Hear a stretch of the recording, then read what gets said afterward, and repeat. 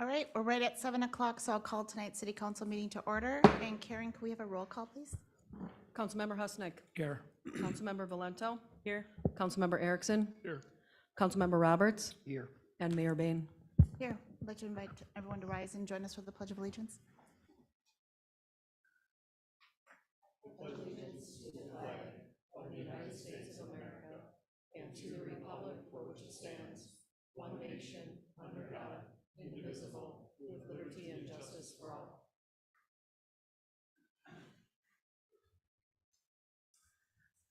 Council, we have an agenda before you. I will entertain a motion to approve. So moved. Second. A motion and a second. All those in favor signal by saying aye. Aye. Oppose, and our agenda is approved. Our next item this evening is open forum. Open forum is any interested party's opportunity to address council on any topic of your choosing. I will note that we do not have any public hearings planned this evening, so if you wanted to give council any input tonight, now is your chance. We do have a sign-up sheet, but I will keep open forum open if there's anyone that wants to speak after those that have signed in have spoken. And first up is it Tyler, is it Ketchel? Crushel. Could I have you join at the podium if you're interested in addressing council? If you could start with your name and address for the record. Sure. Welcome. Thank you. My name's Tyler Crushel. I live at 24702 Hamlet Avenue, Forest Lake address, City of Wyoming. I came here, and hopefully it's an appropriate night to discuss one of the budget planning items that you had last week regarding the Parks and Rec Board. I'm the field coordinator for our local Forest Lake Baseball Association. And in our baseball association, we have roughly about 200, a little more than 200 kids in our association that play baseball here in Forest Lake, specifically at Coulenkamp Park and at Fenway Fields. We have a couple of budgetary requests that I believe go through the Park and Recreation funding that just wanted to highlight, and maybe just to put a face to the program a little bit, and just thank the council for anything that they can do to help out with the baseball fields and softball fields here in Forest Lake. We have over at Fenway, we're in dire need of some maintenance on the dirt infields. They could use some ag lime and some maintenance through the city. And just coming here to state my opinion for that, hopefully that you guys can find a room in that budget to fund that. And another request that we had was for fencing over at Coulenkamp Park. We are at certain age levels, we're a little bit short of game playing fields for some of the boys, specifically the 12-year-olds and 13-year-olds. And some fencing out there, we could take one of those fields and make it into a game field, which would really help out. So I guess that's really all I had to say, and thank you guys for all your hard work on the budget. I know it's a difficult process to do, and hopefully you can find room for our requests. Thank you so much. Thank you for being here. Next, Sonia Kaiser.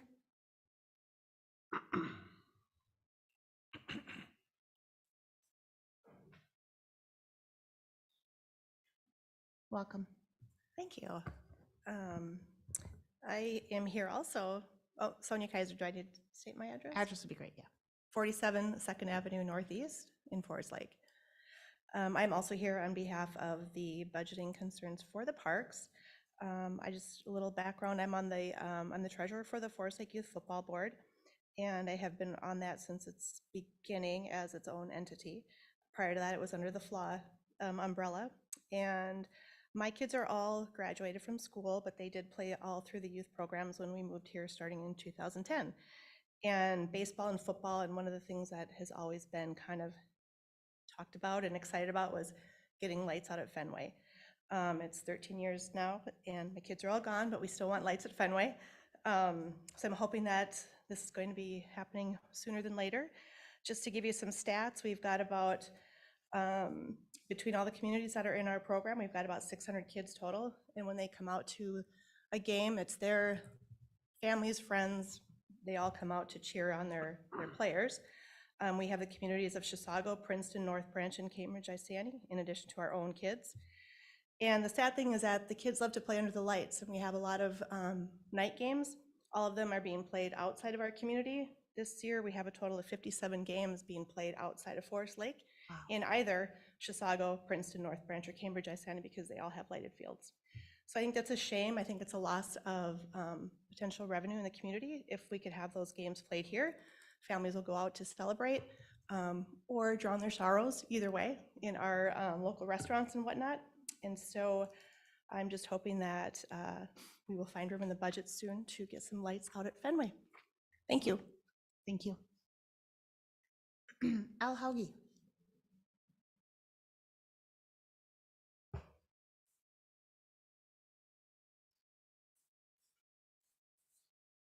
Good evening. My name is Al Hauge. I live at 21750 Forest Road here in Forest Lake, and love this community. I've been here over 40 years and been a big part of what we've done with FLA, our Forest Lake Athletic Association.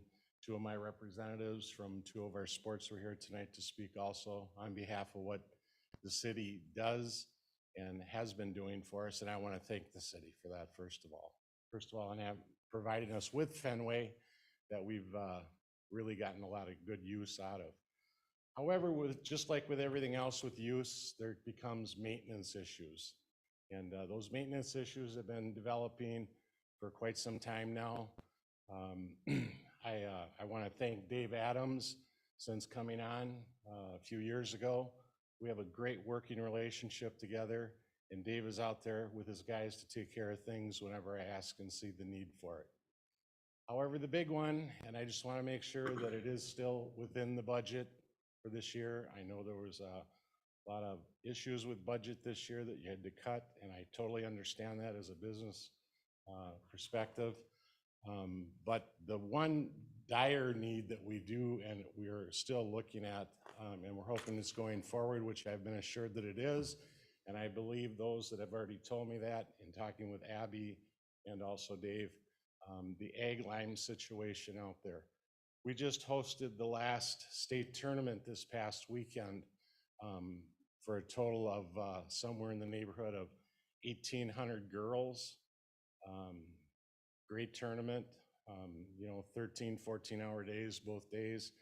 A lot of food consumption, a lot of fun.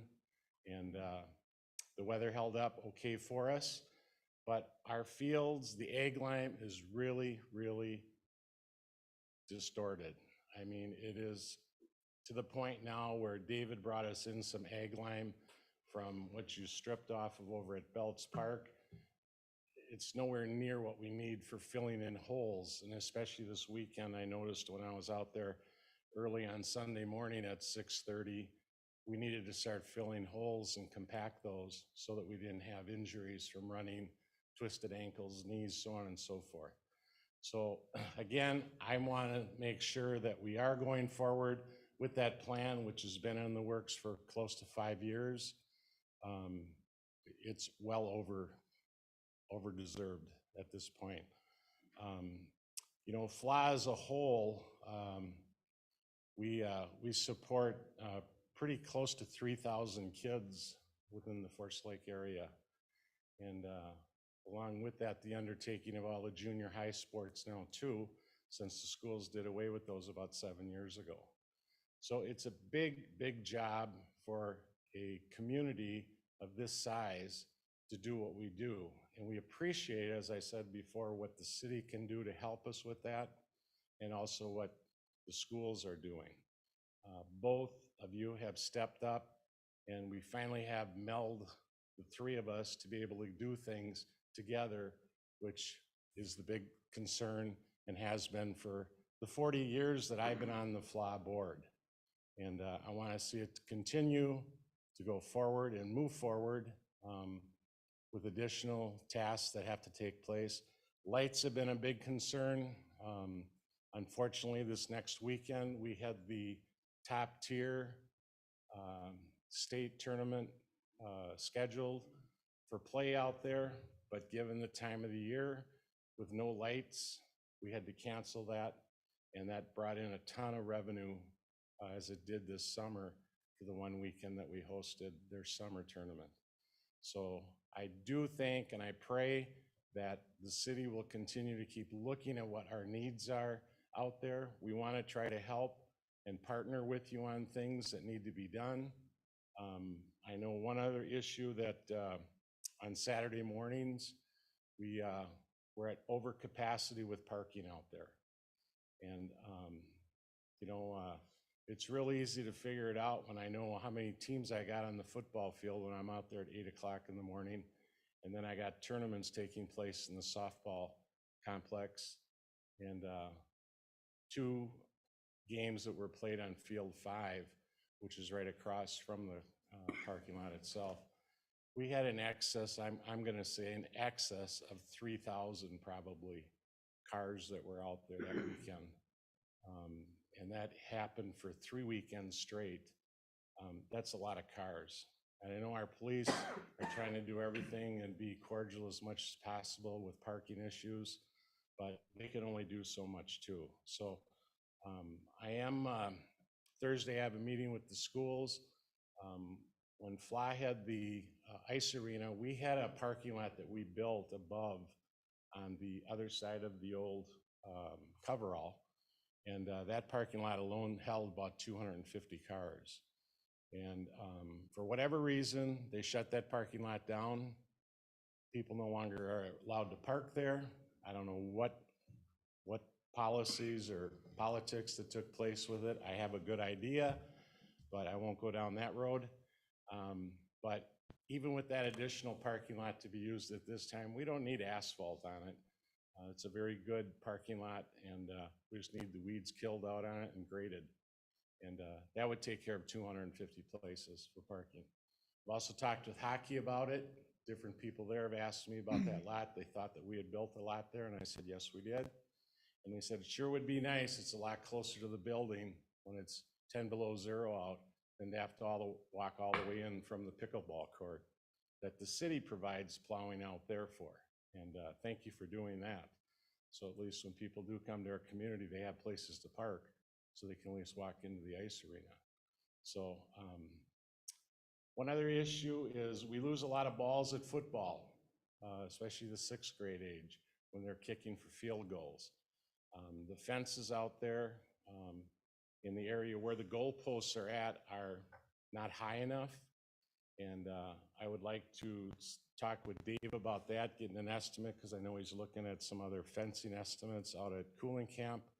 And if we can help and partner with that to get some higher fencing just in those particular areas to extend as to what we have there now, I think that would be greatly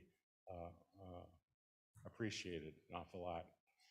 It's a little hard to go dipping in that pond when it's 30 below or 30 above outside, even when it's 50 above.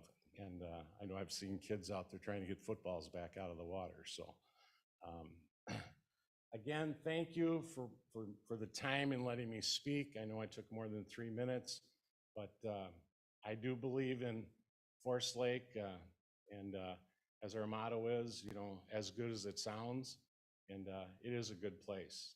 And we'll continue to keep it a good place as long as we all continue to keep working together. So thank you. Excellent. Thank you. Next on sign up is Eugene Hurstel. Eugene Welcome. Hurstel, 10234 204th Street, Forest Lake. And I was just, I'm here on representing the pickleball people again. And it's a little bit of a frustration. We've had some communication. I've had some communication with Blake, but we can't get communication with Jamie. And it's not, I don't know what's going on exactly. We've put in calls. I've come here and tried to talk. I'd like to talk face to face. And it's frustrating me, and I haven't been involved in it until the last, summer here. But, and I know some of the others are getting real frustrated and upset. because of communication and that. We're not asking, we want to partner with the city. I'm, as you know, a conservative. I am not going to say, you need to spend all this money on us.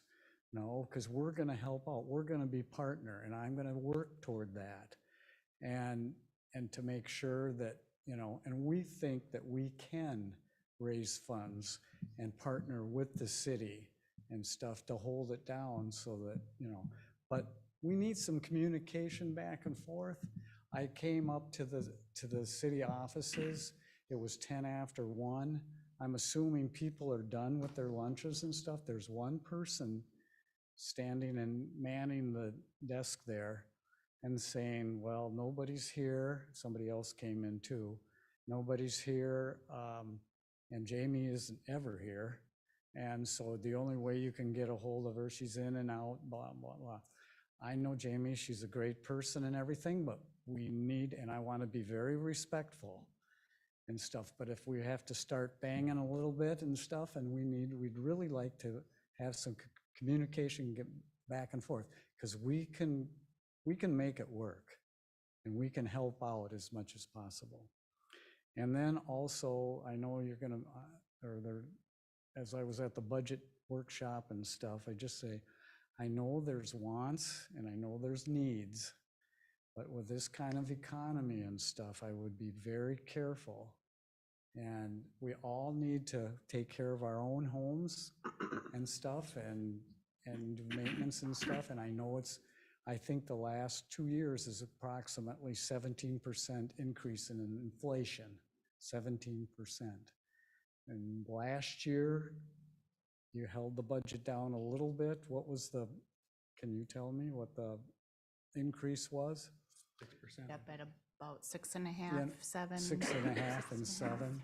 So if we're gonna do it all up to 17% now in one shot, I think we're above that 17% all the way across from last year. So, and please, I want you to represent the taxpayers too and stuff. And also the pickleball players eventually would like lights, but we know that they're not the lights the same lights that are on a softball field or the softball fields or baseball fields. But we would like to partner in that. And I can say that I know that we can do a big part, be a big part with the city, and we'd like to, work something out. Thank you. Understood. Thank you. Was the end of our signed up, those that had signed up for open forum? Is there anyone else that would like to speak in open forum this evening? All right, not seeing anyone come forward, we'll close open forum and bring back to council. Council, for your consideration tonight, our consent agenda items 6A through 6H. I will entertain a motion or any changes to the consent agenda. Madam Mayor, may I make a motion that we approve consent agenda 6A through 6H? We have a motion, is there a second? Second. We have a motion and a second. All those in favor signal by saying aye. Aye. Aye. Oppose? Motion carries. That moves us to our first regular item this evening, which is consideration of Resolution 925-2301, which is the consideration of the preliminary 2024 levy. And Kevin, I believe you're starting us on this? I guess, yeah, Mayor and City Council, in front of you is Resolution 925-2301 to approve the 2024 preliminary tax levy and budget, while also setting the public hearing date for the final levy and the final approved 2024 budget. This is required to be approved annually by September 30th of every year to submit to Washington County. Again, just to remind council that whatever the preliminary tax levy is set at tonight's meeting and submitted to the county, the city cannot go higher than that amount, but we are able to lower that amount. So with that, unless council has any further questions on our previous budget discussions or any questions about what is proposed in the resolution, staff recommends that you approve Resolution 925-2301. Thank you, Kevin. And as Kevin mentioned, there have been many budget topics and workshops. I think we started very early this season with the kind of an overall review of the 10-year plan, and that had multiple iterations of review. And so if our discussion tonight is more abbreviated, and I'm happy to entertain a broader conversation if that's where we have, but I just also want to point to kind of the public record and the conversations that have built into this evening. With that, I'll open it up to council on any questions you might have of staff, comments. Kind of, we're here at the kind of the last consideration before the preliminary levy, so happy to entertain any questions or comments that council may have. Madam Mayor, I'll just state that I think we made some good progress last week in our workshop to bring the proposed levy closer to where it needs to get. I'm not by any stretch of the imagination okay with this being the final number, but I think it's a good place to start, and we have a lot of work ahead of us. Understood. Other comments or questions? I think think- based, Okay, I'm sorry. Sorry, I- Sam. I interrupted, sorry. Go ahead. I really apologize. Councilmember Husting. Make up our mind, right? I think we just heard, from a lot about parks, and we've been behind on that kind of stuff. And of course, the roads this spring were horrible. I'm open for suggestions on how we do this stuff without having the levy. And I know it's just a preliminary, and I agree with Leaf that it's a start. At least there'll be plenty of conversation coming up about it. And I think the public hearing on this thing is going to be a big help for everybody, so. Understood. Councilmember Valento. I agree with both comments that have been made. The conversations have been, there have been numerous conversations. We've had a lot of people from the public come in and give their opinions, and it's tough this year. There's things that the community wants, and there's the needs and the wants, and weighing both of those and weighing where we have been and where we want to go, and I think where a lot of community members want our city to go. And as Sam has mentioned, we've had, I think the besides roads, I think, which we all know is an issue within the city, I think the number one people who've come in to speak at our meetings has been regarding parks. So I'll just reiterate, even though I appreciate the conversation we had last night, and I think it's a good place to start. I would love to see the parks budget go up, as you all know. When you say last night, just quick correction. Or sorry, last week. Yes. There was not a meeting yes. last night. Thank goodness. Yes, and then I've heard some comments regarding the community service officer, and I think that, as we all know, that has been a long time coming. That one, as of last week, not last night, we all agreed to not move forward with that one, but thinking afterwards and having communications with others, I think I would like to learn more about that and just get an idea of where that person would step in, what kind of calls they would take, what that person would, how they would help the officers, and where the officers would be going and what calls they would be going to instead of that other person if we had a community service officer. So again, just to reiterate, I like the conversation where we ended last week. And again, there's the wants and needs from the community. So this year, it's a difficult conversation. Councilmember Roberts. A couple comments. I think it's been mentioned a number of times that we have, a 6 to 7% increase that the city has no control of. Wages, insurance, different built-in expenses that we all have in our own personal lives. So I think that is we have to be at least at that, and really to do more for roads and some stuff for parks. I think that number could be close, probably need to be in that 12 to 13%, unfortunately. If we want to improve things, we have kicked the can down a lot of just different situations. I think there's some opportunities to look at a couple of different of the positions that have been proposed, to combine those to save some money there and still add a head count. But I agree with the rest of the council that we've made some good strides. We've got a lot of work ahead of us. Yeah. So I also agree with the comments that have been made so far. I did want to correct something that was stated during open forum, in that there was a comment around park budget being cut. And I just want to clarify, there is not a cut to the park budget that's being proposed. We had seen an earlier draft of this year's levy that had a higher number for parks. But we are moving from a $50,000 general fund. The proposal as it sits today is to move from a $50,000 general fund contribution to parks to $250,000. So it is a significant increase. It's just not as big of an increase as what was originally proposed by staff.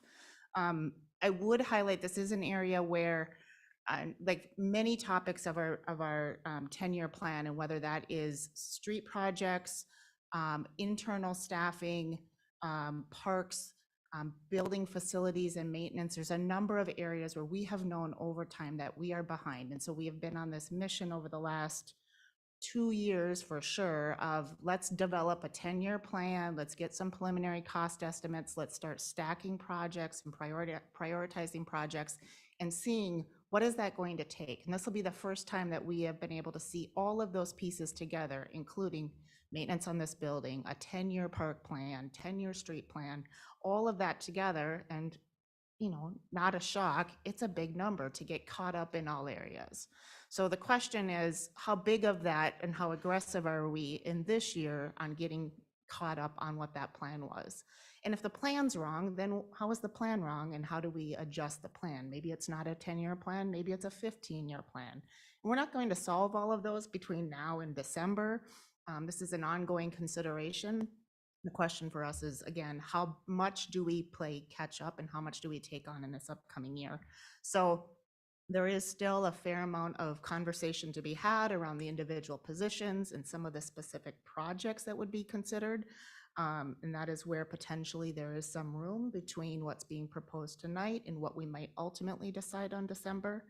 I just want to really thank council for rolling up our sleeves and having the conversations with the community and having the conversations back and forth, just to, again, identify how comfortable are we in, A, do we have the right plan? And B, what is the timeline that we're comfortable with in funding that plan? And how do we do that in a way that gathers some consensus along the way? I think the worst thing that we could do would be to have somebody push too hard to make too much catch up. I think there's value in us having the conversation and trying to find where's their consensus.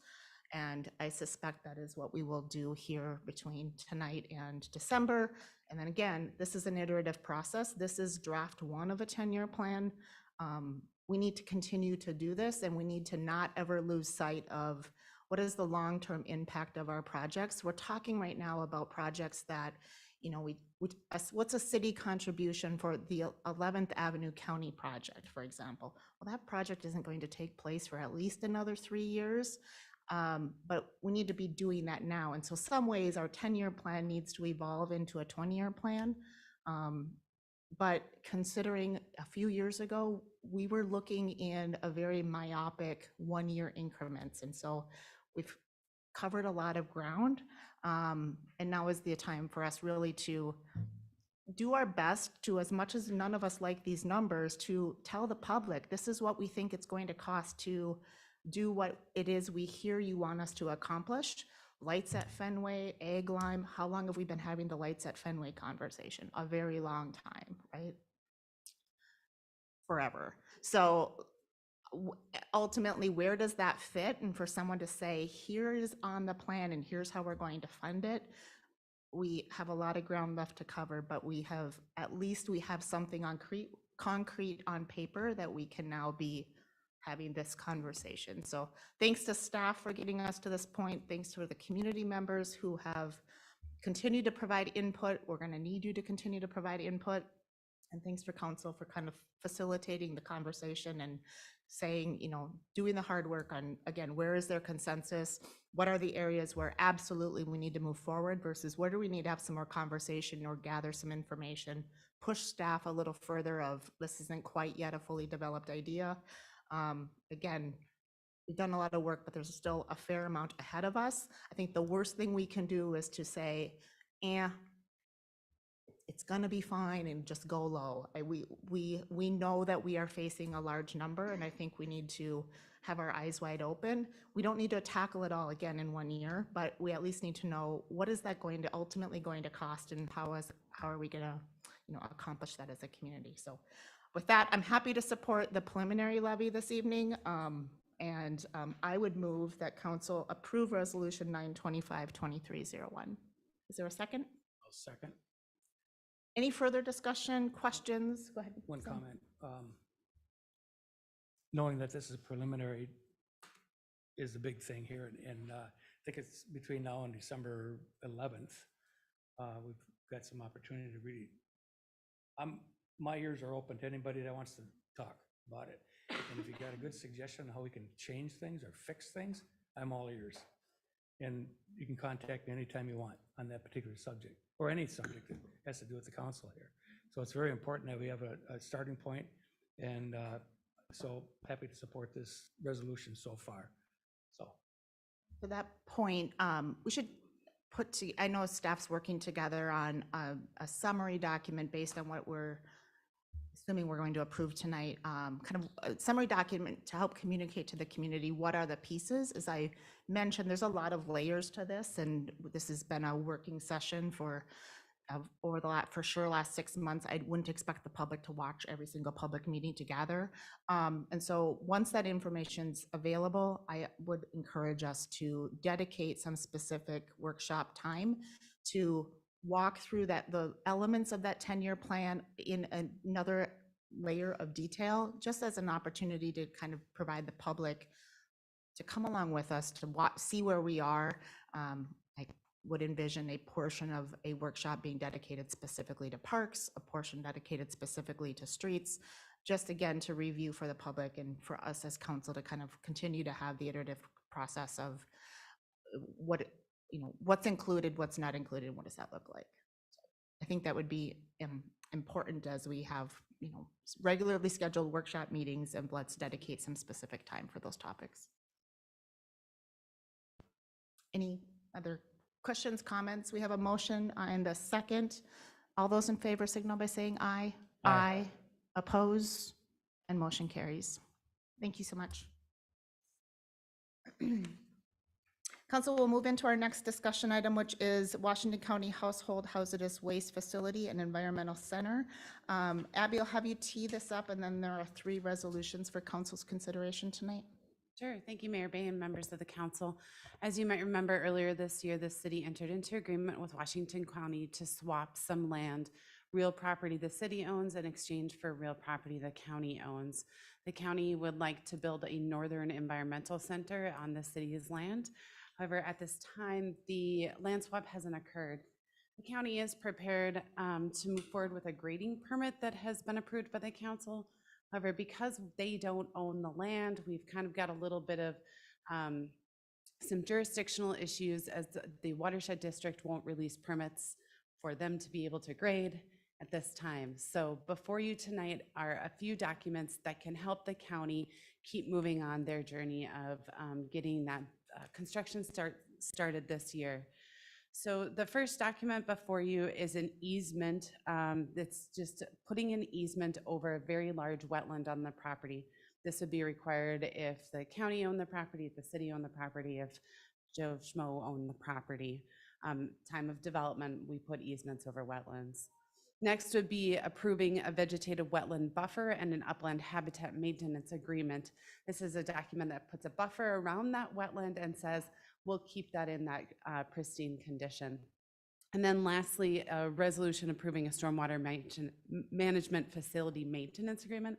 This essentially says they will put in the stormwater facilities as approved as part of their site plan. So the intent of these documents is for the city to help the county move forward, but not obligate the city in the long run. All this land, when it transfers over, these agreements transfer are bound to the land and will transfer then to the county in the long run. That makes sense?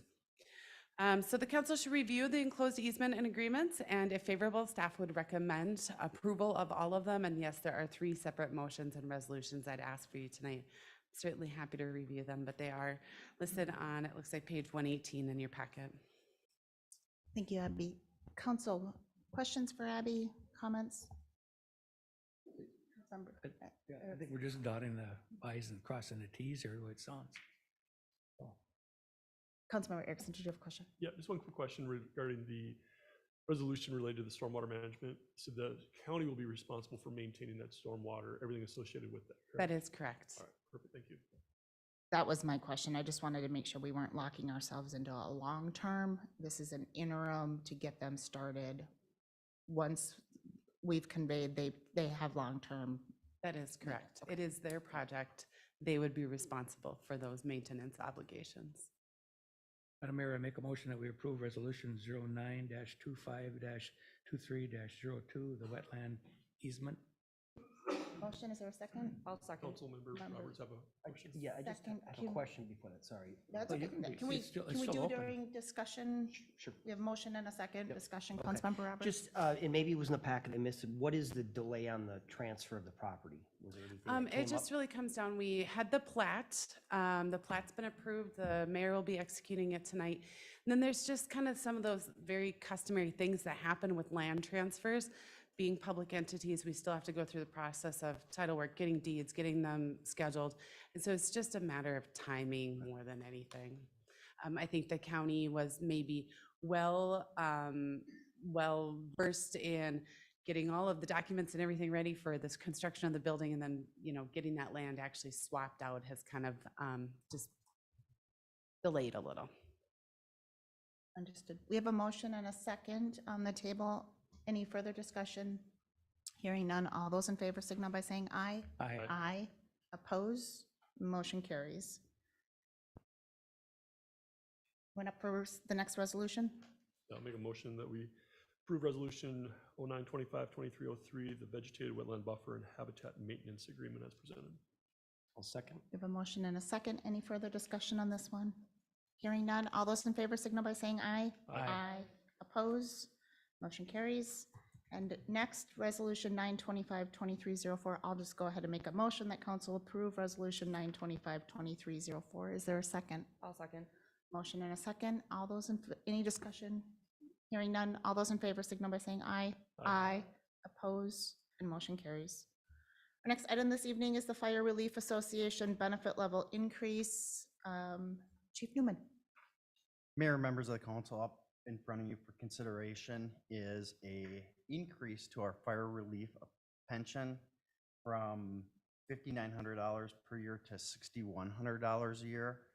The Forest Lake Fire Department has a retirement account, which is separate from city accounts. It's pretty much a sole vehicle for paid on call firefighters retirement. Back in 2019, the Relief Association met with the Joint Fire Board to set forth kind of a vehicle that would give us more consistent increases instead of coming to the Joint Fire Board and then the council at 10-year increments. And so we set a number at 150%. If our account is above 150% funding ratio, then we would bring that increase recommendation to the Joint Fire Board. And if it was approved by the Joint Fire Board, then we would bring it to the council. And so on September 7th of this year, we brought it to the Joint Fire Board. At that time, our funding ratio is 193%. And at a 3-0 vote, they voted to approve a $200 increase in our retirement account. So that is what we're bringing forth to you for discussion and hopefully approval. Understood. Just if I could add just a little bit more color onto this. This was an area, as Chief had mentioned, that several years ago had lagged and we hadn't done an increase for a fairly long period of time. This is an area where as long as the fund is solvent, the city is the guarantor, but this is not a direct impact to our general fund. And working together with our partners in Columbus over the last several years, we've gotten into a mechanism of annual review. And as Chief mentioned, if we are within the 150% funding levels, we have a threshold of somewhat of an automatic pending council approval increase with the goal that we just don't get behind again and that we are continuing to add to that benefit. so there's just a little bit of background information. It's not a general fund specific item, but the city ultimately is a guarantor if there were to be a fund deficit. The other thing I would just say more from an advocacy perspective of this is I feel like retirement is a key element to our firefighter benefit package. And with our ongoing goal of maintaining our paid on call model, I'm glad we're continuing to review these benefits, and I'm happy to support the increase tonight. Because again, I think it's important that we as a community continue to invest in the paid on call model. We would be having a much different budget conversation if we had to move to duty crews or some sort of a fully staffed fire department. So with that, I would move to approve the council's approval of the benefit increase for the Fire Relief Association. I'll second. Oh, I'm sorry. Motion will take Councilmember Valento as the second. Any discussion on this topic? Just one thing, just one question, and all I want to do is ask the question, how long do they have to serve before they can draw on this retirement fund? Great question. So vesting is at 10 years. And once they've reached that 10-year period, they'll actually get 60% of what they've earned in that 10-year period. And then for each year that they have another year of service, it increases 4%. So for instance, at the current retirement, somebody that had on 10 years of service would make $35,400 at that 10-year period. And then for each year they serve, it's an additional 4% until they hit 20 years, and at 20 years, it's full vesting. Answer my question. I know we had gone through these numbers before when I served on the Joint Fire Board, but it's kind of nice to just get a refresher on that. So thank you. Appreciate it. Any other questions or comments? We have a motion and a second on the table. All those in favor signal by saying aye. Aye. Oppose, and motion carries. We have two discussion items on our agenda this evening. Just a quick note for those that are watching, our discussion topics are workshop only topics. Anything that we talk about this evening in this portion of the meeting that requires vote will come back before council on an official agenda. So this is intended to be more of an informal working session.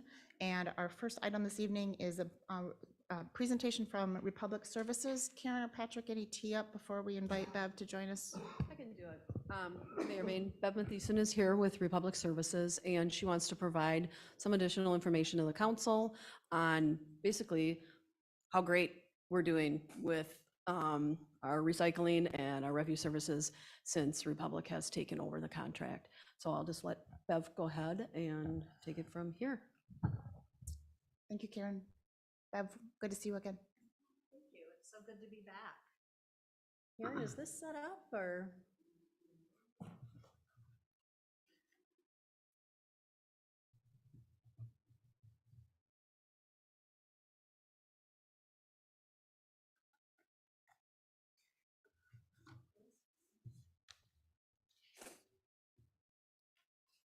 Probably going to go through on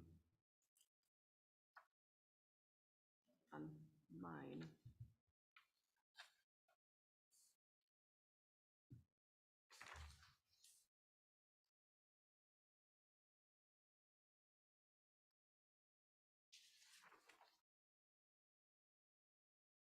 I can get started on some of this later in the presentation. I think those visuals are probably more important. So in the interest of time, thank you again for having me back. It's always good to visit with you and bring you updates. And today is outside of that annual report, and I have lots of really great stories to share with you. First of all, I know that a lot of you have worked with Republic Services for a few years now. Some of you are more new to us. So I wanted to share with you some of the advancements that we've made in our company in terms of sustainability. And as a leader in environmental services, we are really truly committed to offering to our customers the most complete environmental solutions. We've had some acquisitions in the last year that have really, really shifted the direction of our company. We're no longer a hauler necessarily. And so So, yeah, we're getting there. So anyway, I wanted to share both our vision and our promise around sustainability. And I won't read through that. You have it in your packet, but it is very clear. And again, we've really come a long way from being a hauler here to being really an environmental solutions company.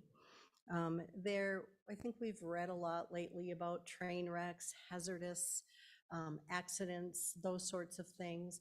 And now we're able to assist our municipalities in those types of concerns that do come up in today's world.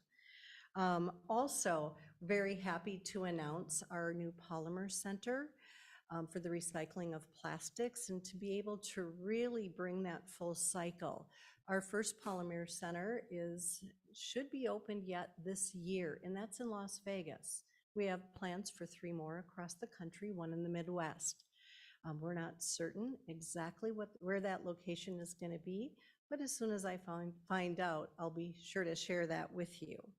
What's really nice is, and really important here, is we can truly control that piece of the recycling from the curb to actually recycling into product for our consumer goods companies. And that's real important because right now a lot of our plastics are downcycled, a very strong percentage.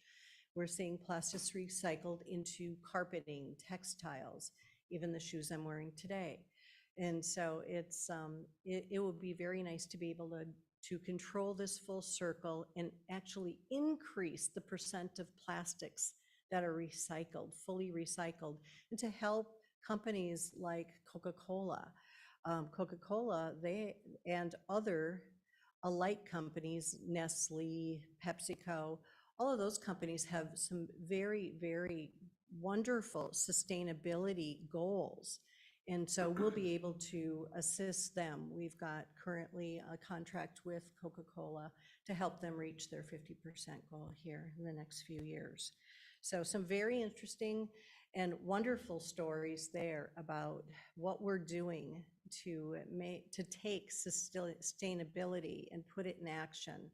I would encourage you to go to our website and visit our sustainability plan and our report there to see what we're doing nationwide and how that affects us here locally.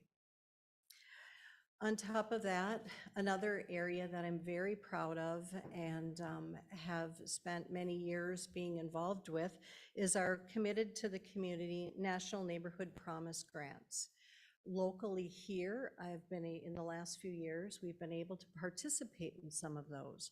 A 501c3 can apply for a grant, and some of them I've listed here. One was the Rondo Neighborhood Garden Project. Another one that we did was building a ramp for a disabled veteran, and he had been homebound for quite some time. And then now this year, we will be working at the Minnesota Indian Women's Resource Center. They provide a lot of services for folks in need of social and mental health services. And so if there is a 501c3 in your community that needs some help, needs a project done, please send them to either myself or to our website, and we can see if we can help out there. So just wanted to call some attention there. We awarded over $2.5 million this year to 12 different nonprofits. This is the good part, as if there wasn't enough. We've had quite a nice history here at Forest Lake. Back in 2019, we started a collaborative journey that has just continued to grow and blossom. In May of 2019, you folks issued an RFP for your waste services. And Republic was awarded that contract on July 17th back then. It did give us a lot of time to put things together. We had 18 days from the time that Council voted yes to the time we started servicing the residents. That is a very short window of time if anyone's ever gone through this before. to order carts, to also, we didn't have even an address list, and to determine what the needs of the public were, get the carts out and start servicing. I want to give some special kudos here to some of our city partners. Karen and Patrick, we worked very closely with in all of the planning that we did. The fire and police department were wonderful. They allowed us to stage our carts right on their site there, which made things much more efficient for the delivery of those carts, and then also for the swapping out of carts when needed. So that was wonderful. And then, of course, the partnerships with parks and making sure that we got the services aligned for our parks. And like I said, in August then, as of August 4th, we started collection. When we started that first year or partial year, participation rate for recycling was at about 72%.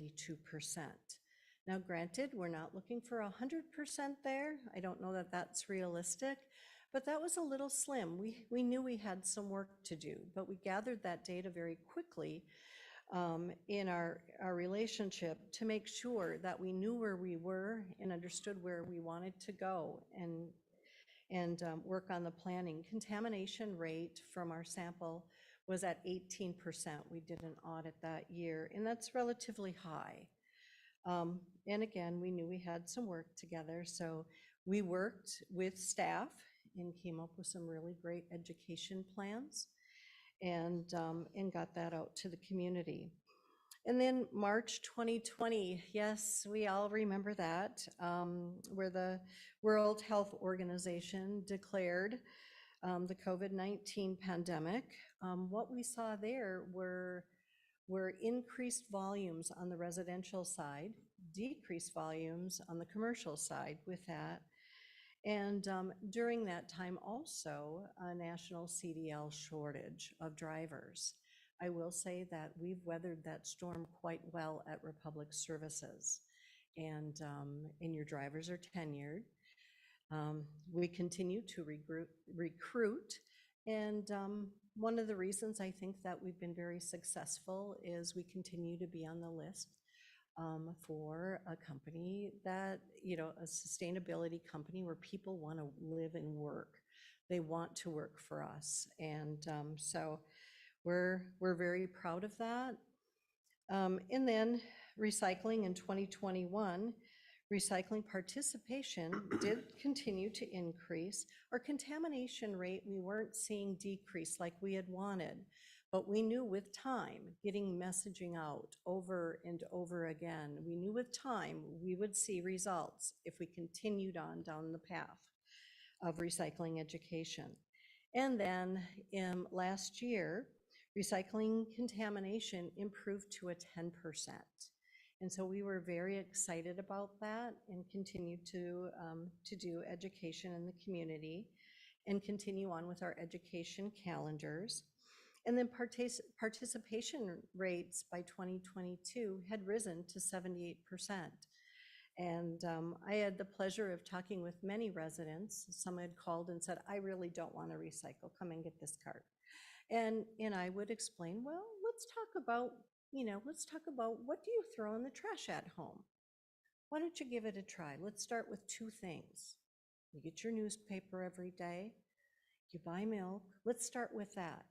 And after following up with a few of those residents, we saw that, wow, this is pretty easy. And they were happy, and they were able to downsize, in some cases, then their trash size, which allowed them to save some money as well. So it was definitely a win there. And then in 2023, we're seeing our momentum carry on. We're about a 79% participation rate. And then we will do an audit yet this year and see where the contamination is. And so we've made great strides here in Forest Lake, and it's been quite a great journey for us. One that's been very collaborative. And I just want to thank all of you for that as well. For it took courage. You had a previous hauler that served you for many, many years. It took a lot of courage to make a change. And we will continue to go down the path of being a great partner for you. The next piece, I wanted to give you a breakdown when it comes to rates. We get a lot of questions. I know staff get some questions, certainly around the first of the year. People get their new bill and they're like, oh, this really went up. What happened? And rightfully so. And so I wanted to give you something that if you have a resident that gives you a call of concern over rates, you can easily explain that. Certainly, you can always send them to me. I wanted to break this out. We've got a trash collection fee written in the contract that we agreed on back in 2019 with a fixed annual increase of 3.5%. So that is a fixed cost there. And then we've got also our recycling rate. And so that is also a fixed annual increase as well. I will say at 3.5%, that's not keeping up, but we are entered into a contract and we've honored that contract. Right now with CPI, water, sewer, trash, we're seeing contracts being written around that 5% range now. And so just know that that is a fixed rate. Then we have some other variables that can vary year to year, and that would be the county disposal fee for trash. And you can see that the percentage in 2023 was an 18.4%, and that is a percentage on the rate. And then also this year for 2024, I did see in the minutes that were approved. I don't have the official letter as of yet, but that looks to be 17.5%, so a little less of an increase over last year. And then the county environmental charge is 35% here. And then the state tax, which has been pretty steady for quite some time at 9.75%. So I hope you find this helpful in that we're holding our costs down as much as possible and honoring our contract at a 3.5% fixed. And so when I break this down, when a resident calls in and just saying, I just don't understand, why does it cost this? Why did my bill go up when I'm told that your increase didn't go up much? That's when I try to illustrate to them and communicate that there are only some things that we can control here at Republic Services, and I think we've done a very fine job of that for you. If you have questions about this, please don't hesitate to reach out. I'm always available for that, as is, I know Karen, I worked with her quite a bit, and Patrick. We can all help you walk through any of those conversations that should come up. So in closing, I just want to thank you for an opportunity to speak again this evening and get to know more of you. And if you have any questions, by all means, please don't hesitate. We're here to serve you. Thank you. Council, questions that you might have for Bev this evening? Councilmember Erickson? Just one quick question. The current contract, what's the run date on that? Expires December of '24. Any other questions for Bev this evening? Bev, one of the topics that was hot in both the news and also here locally when we entered into the contract was just the secondary market on recycling. Can you just speak to what that looks like? And I would expect that maybe has some impact related to the county costs related to recycling, but can you just kind of speak to what that dynamic looks like now? It's not in the news as much, but anyway. Yeah, and it was in the news for quite some time. The commodity markets are quite volatile. We've seen them go down after China soared, when China was no longer taking our recycling, or the world's recycling, let's say.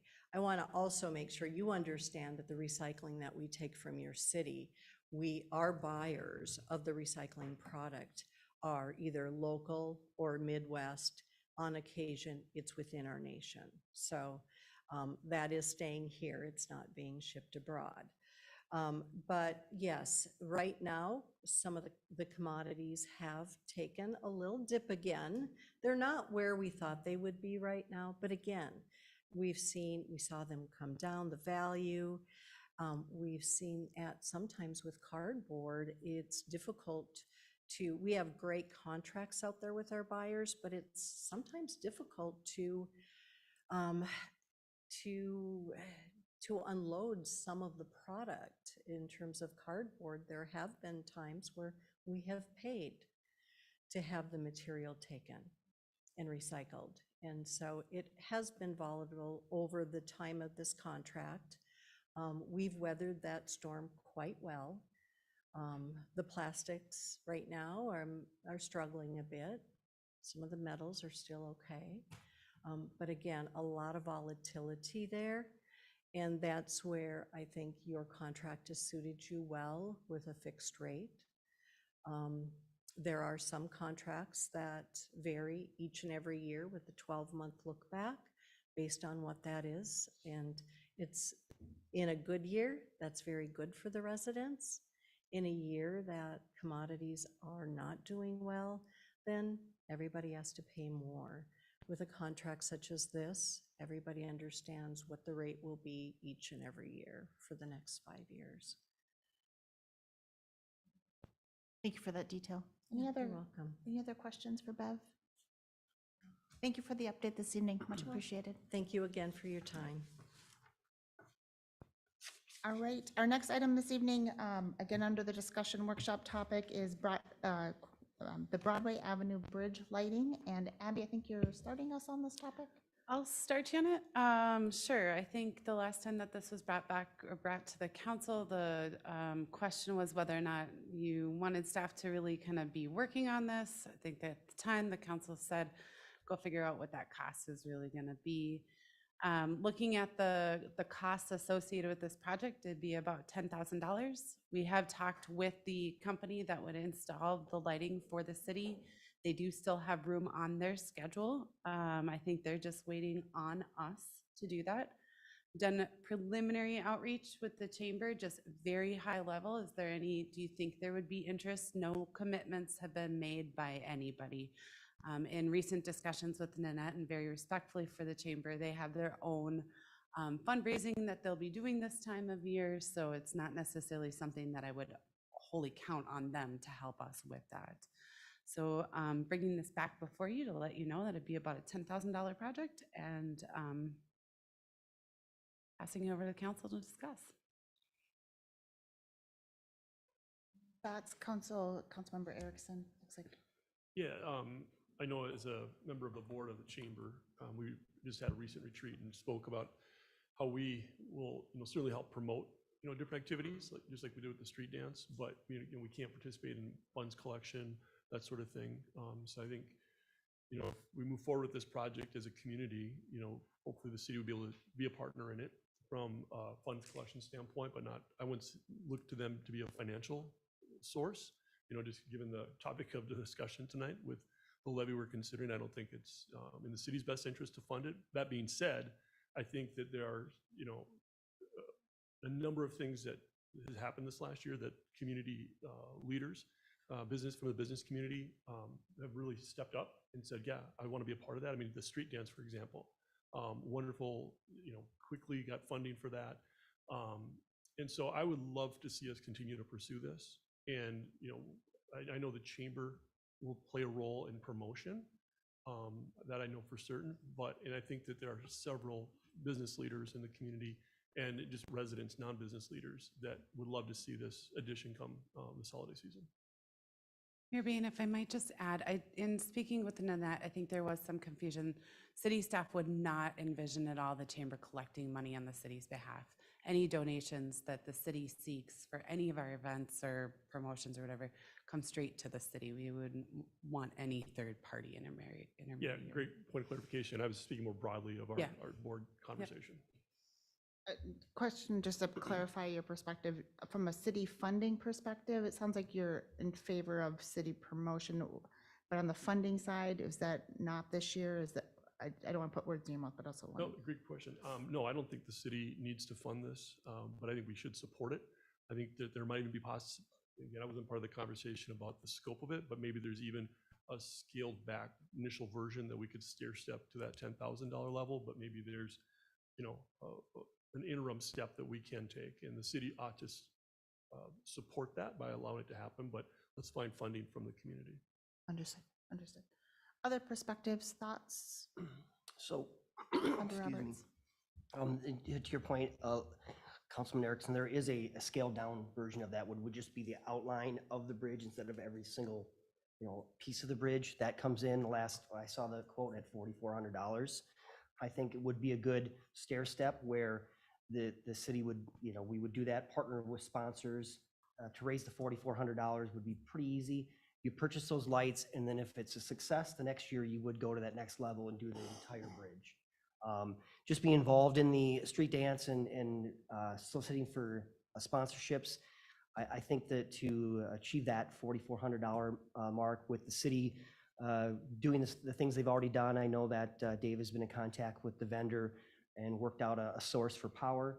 If the city's willing to participate in paying for that power, and then also the collection of the funds that the chamber seems to be more than willing to promote it and get the word out, looking for sponsorships. And I too agree that we should try to do this in 2023 at that lower level. When you say purchase lights, is there an additional capital purchase that's required, or is it this? In that 4,400, that is the purchase and install. And install. And to remove Okay. the lights. The additional fee would be storage. If we wanted to do that ourselves, I'm assuming we'd have that space to save $400, but the vendor would also store those.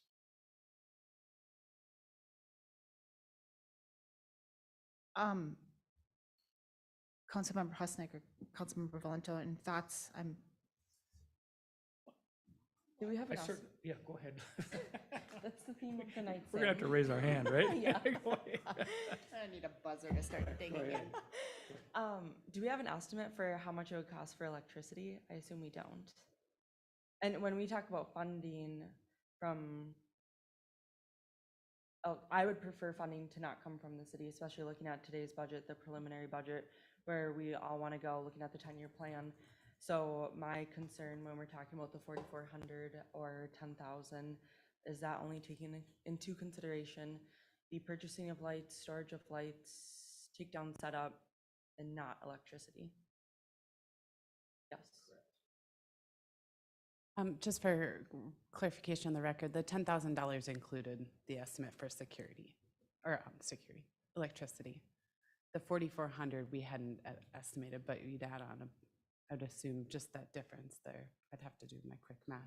Original quote on the full scale was 8,800 and change, so you were. 8,946. So you're figuring that much difference in electricity. Yeah, that extra $1,000 for the electricity connection and the service. Factoring, he'll have to get, the contractor to get right-of-way permits and bonding insured and probably traffic closures, so we kind of $500 for that cost as well. It's all LED lights, so it's probably like powering up another 2 street lights. Not a heck of a lot of money, but I mean.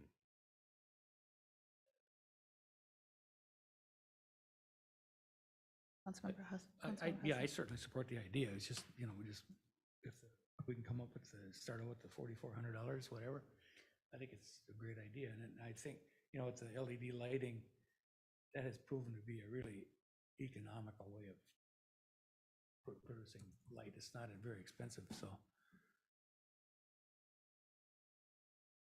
work out somehow. So I love the idea.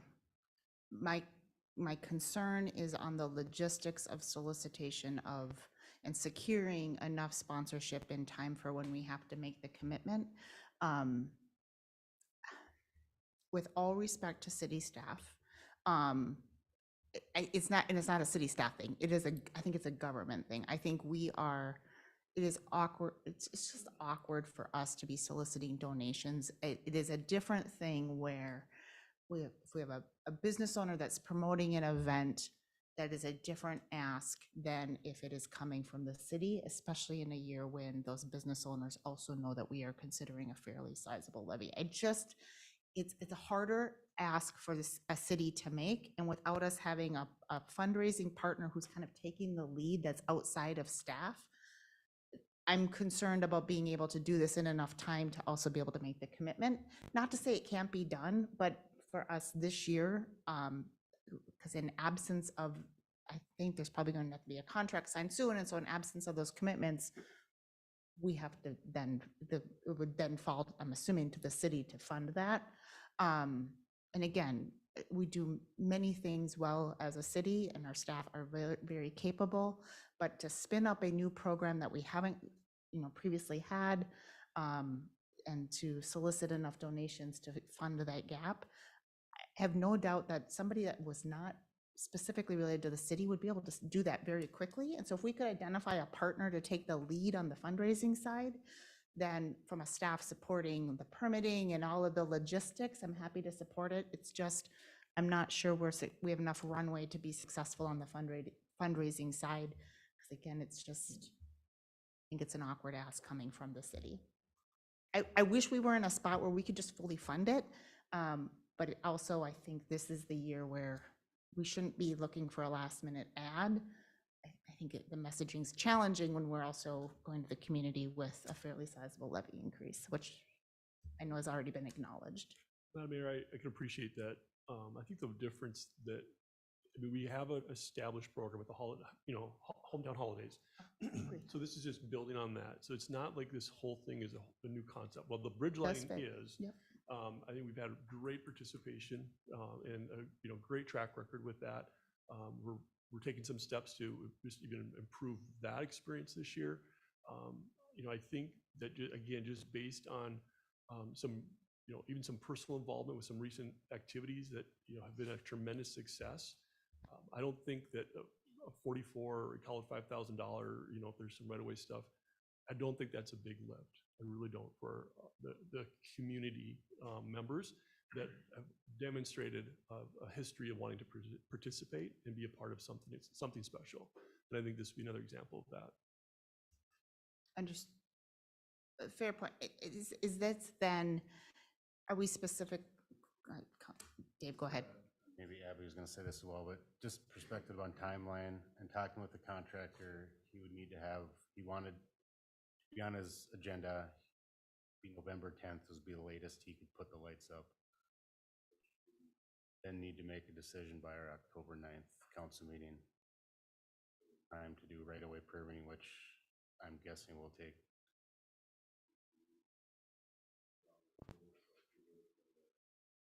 second meeting in October. It'd be too late. I don't think you'd get permits in time. I believe that's kind of why we brought the discussion here tonight, because we'd have to make a decision by October 9th, and that's kind of what the contractor would be expecting to know, put on the calendar or not. I think with that information, it gives us a couple of weeks to see if there's an appetite for community funding. Are you expecting, so tell me more about what you think what does that look like? Like, is there already a list of identified kind of supporters that we're going back to, or is this what does that solicitation plan look like? Well, Councilmember Roberts has been very involved in a number of things. We, all members of the chamber, or some of us members of the chamber, I think it's just start there and just talk to those chamber members, community members that have demonstrated a history of involvement in different activities, and just test the waters and see the outcomes. We'll know before that October 9th meeting. Oh, is this? If Councilmember Roberts is game, he and I could take that on. So talking with Nan this afternoon, that the chamber would lead any promotional of it. They just don't want to collect the money on this piece. And so, referring back to the street dance situation, there were, the feedback we got, because it was just thrown together, we just asked for some random people, is how come I wasn't asked to be involved?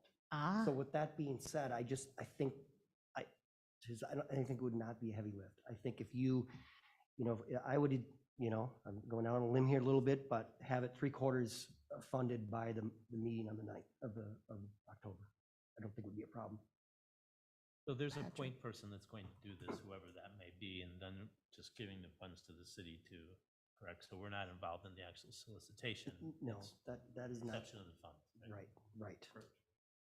That would give us, whether That's or not we can make my- that decision on October 9th.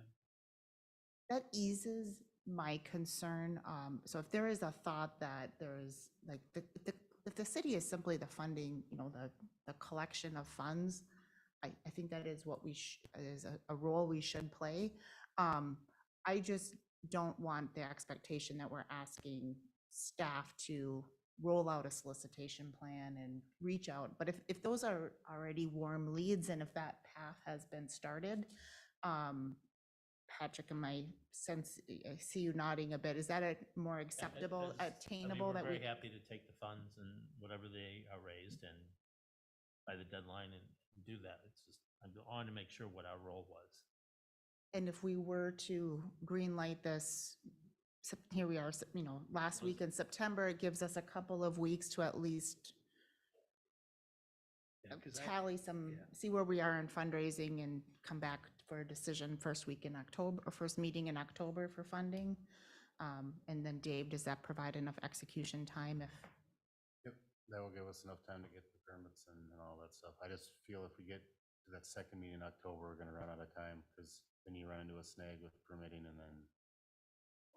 Or I think from the council's perspective, we're just agreeing that this might be a good idea. Right. Separate from making a decision about funding and. I just want to make sure that we have enough room for an off-ramp if we found out that costs were different or if the funding didn't come through. Just want to make sure we have an off-ramp, which is why it's on the meeting agenda tonight. And it seems like there is sufficient time for us to reverse course if we weren't able to pull it Yeah, together. if the funding isn't in place by that meeting night, that's it. I don't think we should take any chances after that. Everyone, okay, we don't need a vote tonight, but just want to make sure because. Can I just ask just a little bit of direction? So you'll want it back on your agenda on October 9th to take formal action. We'll need some communication before the 9th, just so that we can prepare any sort of documents or anything. I will be out of the office until October 6th, so Pat would be your best point of contact. If you've met your goal and you have the funds, call me, we'll deposit it and we'll.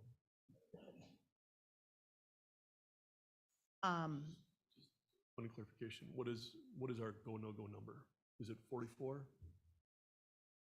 I mean, I could, that gives us extra weeks to get those extra sponsors. If the city's more comfortable with the full amount by October 10th, that's fine. I'm pretty confident that we can get 3/4 of that by the 9th and then finish that before the 10th, before installation. I don't see any. I just think you need to give us a status report on how much you've fundraised by like the Wednesday before. Actually, the Tuesday before the meeting, so we can just write up a quick summary for the council and then go from there. Summary of fundraising, and then Dave, can you have a kind of contract final cost estimate for us to approve also that evening or consider that evening? Okay. Great. We on a plan? Sounds good. Okay, we'll close our workshop topic and let's move into staff updates. We'll start with Karen. Thank you, Mayor and council members. I just wanted to thank Bev for bringing her information in and maybe just highlight the reason why she's here before the end of that contract is at this point in time, we would need to put an RFP out if we were going to be seeking a new provider. I think with the relationship and how it's been developed, I think it's great that Republic Services has delivered what they've said they were going to deliver and more. So I just wanted to thank Bev for bringing that information in. And certainly if the public has any questions about their bills, it's okay to contact me or Bev directly. And prior to January, I will be making sure that there's communication going out about the bill before it arrives, so that people understand, the increase that happens is already built into the current contract. So I just wanted to point that out, and then I don't have any other updates at this time. Thank you, Karen. Abby. The only thing I want to note for the record, our planner Ken Roberts was celebrated his 1-year anniversary with the city this week. So if you see Ken, congratulate him. Excellent, great, thank you. And do I understand you're going to be out of the office for a bit? I am going to be out of the office the Wednesday of this week through Friday of next week. Enjoy your time. Thank you. Patrick? No report tonight. Amanda? No report. Dave? No update. Steve Peterson? No updates. Steve Newman? No updates. Kevin? Just one update, I'll be at a conference Wednesday through Friday of this week, but I will be checking emails, so just so you're aware, if you do have some budget questions that come through, I will be checking throughout the day and at night, I'll be responding to those at that time, but other than that, no further updates. Very good. By way of just update, and I mentioned during our budget portion of the discussion, I'd like to put together kind of a calendar of major components of the agenda time for major components of the budget. We should talk as council of whether there's some idea these have already been covered in workshop, and so discussing them again in workshop may or may not be effective. I'm open to us doing, if it's a Q&A town hall or some sort of an open house, we should talk about what does that look like. I think the community is looking for some additional just information and some engagement, and so I think we are most effective when we address that all together. I know everyone's having individual conversations as well, which is also great, but I think there's a need for just some broad community understanding, and so us to get either some specific time where we're maybe a little less formal and are able to invite the community in to ask questions, and certainly also see the information. There's a lot of information that's been digested or kind of prepared up to this point, so however we can get that out, let's get some calendar time dedicated to that here. I'm thinking, end of October, 1st of November, before we get too deep into the holiday season. And while there's still time for us to have conversations based on that feedback before we move into consideration of final levy, that we can bring forward further. All right, let's start with council updates. Councilmember Roberts. All right, Councilmember Valento. On September 14th, I attended the shoreline and boat launch study, and it was the first meeting, preliminary discussion, just going over ideas, looking at pictures, just really discussing what roads we would like to explore. So it was very collaborative. I think it was a really good starting point, and our next meeting, I believe, is in November. And I think between now and then, we ended the meeting just discussing where we started, where our ideas kind of evolved to, and there might be some communication in between, just to see updated pictures and updated ideas. So it was a really good starting point. I'm excited for the November meeting. Excellent, very good, thank you. Councilmember Husnick. No updates tonight, thank you. Councilmember Erickson. A couple of comments. I think in the Republic's presentation, one of the charges that are called out in there is that county environmental charge. If I recall from a groundbreaking, isn't that what's funding that new environmental center in Washington County? Is that part of it? Yeah. So I just encourage the citizens. I mean, they're paying these bills to take advantage of that. We're so blessed to have that coming our way. And then we just heard again tonight a guest call out communication being a frustration. And I just want to encourage, staff and everybody. We have great partners, whether it's the Lake Association, pickleball players. Every one of us has to do our part and keep those lines of communication open. Great points. I've kind of sprinkled in my updates here along the way, so I don't have anything further other than to just really thank everyone for being here. Last week's workshop session had some observers. Tonight we had a great participation. It's great to hear from the different groups weighing in on topics that are important. It helps us to inform a better decision, and so I appreciate everyone's engagement in getting us to this point. With that, we are going to move into a closed session. Is there somebody that would like to move us into a closed session? Madam Mayor, I move to close the meeting. I moved into closed section pursuant to Minnesota Statute 13D.05 subdivision B for preliminary consideration of allegations or charges against an individual subject to the city's authority. The closed session will be held in the Forest Lake Conference Room and will commence immediately. Once the closed session is completed, the City Council will reconvene the open portion of the meeting in the council chambers. As there are no other items on the agenda, once back in session, the council will adjourn. Move, is there a second? I'll second. Move, motion and a second. All those in favor signal by saying aye. Aye. Oppose, and we're in closed session. Thank you, everyone.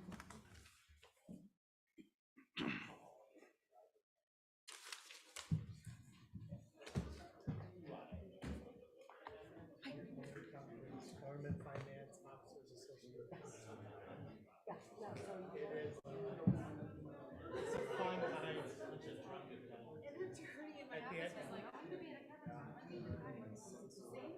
Oh, okay. Oh, no, it's really fun, because after the sessions are on, we all get together and look at spreadsheets.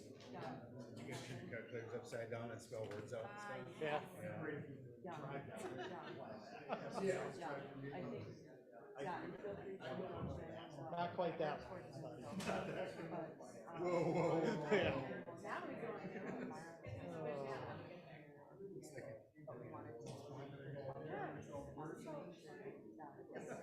There you go. Oh. So you can get hello too. Get hello too. Yep, 443-770. There you go. Oh, yeah.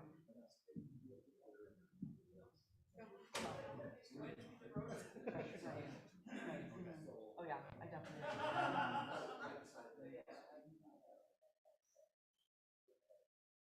So there wasn't. Yeah, definitely. I work for government, so I understand. Yep.